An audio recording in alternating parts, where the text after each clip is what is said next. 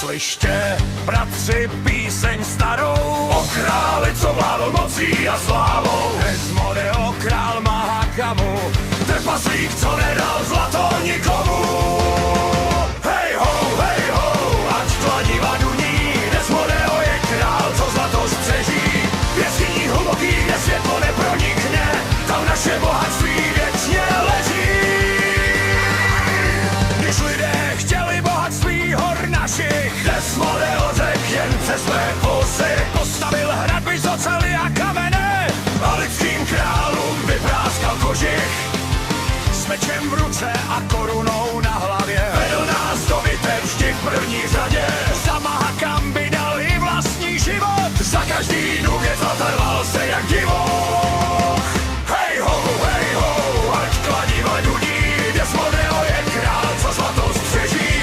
V jeskyní hluboký, kde světlo nepronikne, tam naše bohatství věčně leží. Kováři, zlatníci, všichni ho ctili, jeho vláda byla érou hojnosti. Pivo teklo proudem, zlato se vzpytilo, Mahakam zkvětal pod jeho bdělostí.